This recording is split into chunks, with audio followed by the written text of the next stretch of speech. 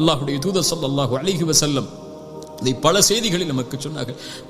யாரை அல்லாஹ் சந்திக்க நாடி யார் அல்லாஹ்வின் சந்திப்பை நாடுகிறார்களோ அவர்களின் சந்திப்பையும் அல்லாஹ் நாடுவான் என்று அல்லாஹ்வுடைய தூதர் சொன்னார்கள். சஅதுடைய மரணத்திற்காக அல்லாஹ்வுடைய அர்ஷ் ஆடியது, 7 வானத்தின் கதவுகளும் திறந்து விட்டது, 70,000 மலக்குகள், சுப்ஹானல்லாஹ் சுப்ஹானல்லாஹ், 70,000 மலக்குகள் அவருடைய ஜனாஸா இருக்கும் இடமெல்லாம், அவரை அழைத்துச் செல்லும் இடமெல்லாம், அவர் கபரை நோக்கி செல்லும் இடமெல்லாம் 70,000 மலக்குகள் சுற்றி நிற்கிறார்கள்.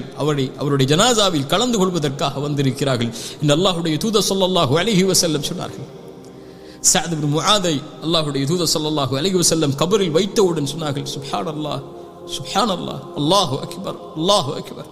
சஹாபாக்கள் கேட்டார்கள் ஏன் என்று. அல்லாஹ்வுடைய தூதர் சொன்னார்கள், சஅதை ஒரு முறை கபர் நெருக்கிவிட்டது.